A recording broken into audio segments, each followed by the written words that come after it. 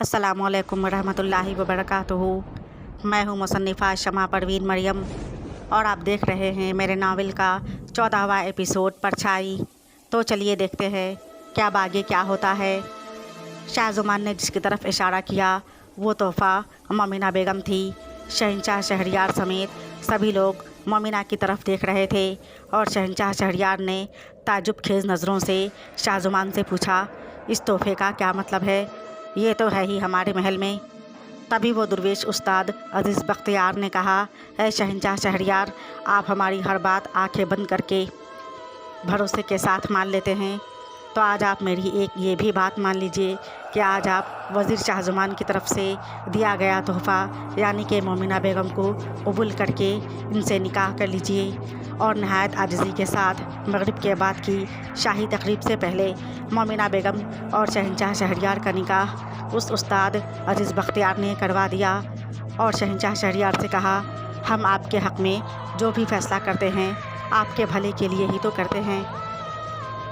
मोमिना डरी हुई थी मगर गुलनाज ने अचानक उससे होने वाले निकाह से बहुत खुश थी और शहंशाह शहरयार ने उत्साह से कहा, ऐ अजीज़ दुर्वेश मोहतरम, हमें आप पर पूरा भरोसा है। और पीछे खड़ी परछाई मुस्कुराकर कह रही थी, ये नया अनमोल तोहफ़ा मुबारक हो ऐ शहंशाह। दुर्वेश अज़ीज़ बख्तियार ने शहंशाह से कहा, ऐ शहंशाह शहरयार, आपके इस निकाह की तैयारी और फ़ैसला महल के सारे लोगों के साथ मिलकर हमने किया था। यहाँ तक कि वज़ीर शाहज़ुमान, गुलनाज बेगम और मोमिना बेगम भी शामिल थीं। हमने मोमिना बेगम को बड़ी मुश्किल से राज़ी किया क्योंकि ये खादिमा से मलका नहीं बनना चाह रही थी। शहंशाह ने कहा, इसका मतलब आप सब लोग मिले हुए थे? शहंशाह शहरयार की दोनों बहनों ने कहा, हाँ, हम सब लोग मिले हुए थे। तो कौन सा गलत कर दिया?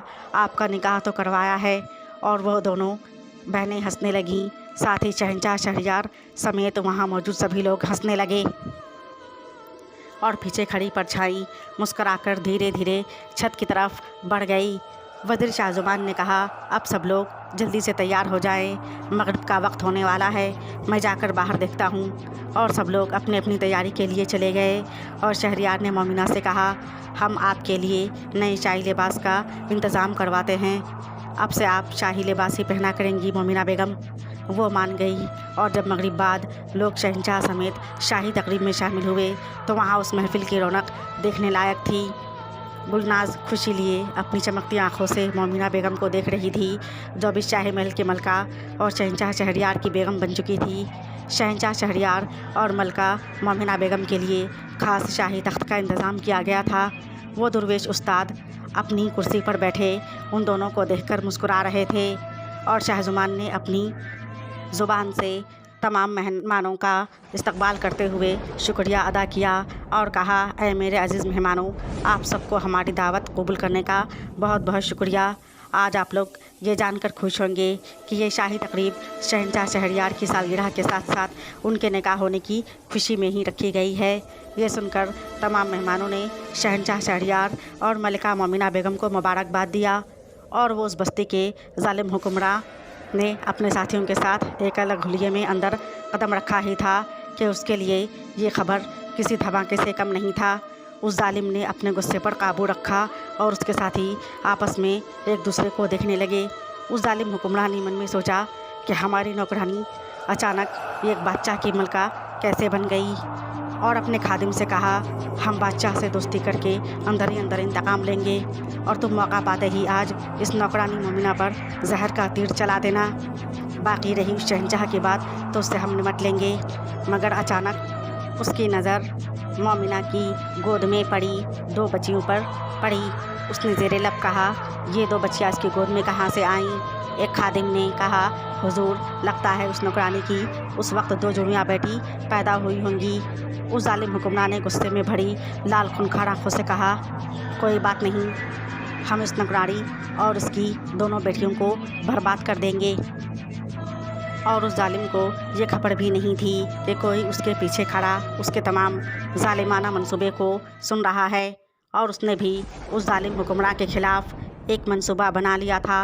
और उसने मन में उसका मजाक उड़ाते हुए सोचा, ऐ जालिम इंसान, तेरा जुल्म तो कुछ भी नहीं हमारे जुल्म के आगे। उस शाही तकरीब में शाहजमान ने कव्वाल को बुलाया था, जिसकी एक पर एक शायरी पेश करने पर और अपनी आवाज़ से शाही तकरीब में चार चांद लगा दिए। शहरयार ने उस कव्वाल के गिरोह को मुँह मांगा इनाम दिया। उधर जालिम हुक्मरान उठा और शहंशाह शहरयार के पास जाकर धीरे से कहा, शहंशाह, निकाह और सालगिरह दोनों बहुत बहुत मुबारक हो। और एक बड़ा सा डब्बा दिया जो ऊपर से पूरी तरह सजा हुआ था। उस जालिम ने अपनी आवाज़ को ज़रा बदल रखा था और ममीना बेगम गुलनाज से बातों में मसरूफ़ थी, इसीलिए वो उस पर ध्यान नहीं दे सकी। शहंशाह ने पूछा, अय अजनबी मेहमान, इसमें क्या है? उस जालिम हुक्मरान ने मासूम सूरत बनाते हुए कहा, शहंशाह, मैं तो ठहरा एक मामूली सा आदमी, तो आपके लिए भी एक मामूली सा तोहफ़ा ही लाया हूँ। इस डब्बे में आपके लिए सुरमा और अतर का तोहफ़ा है, जो शायद आपको पसंद आए या ना आए।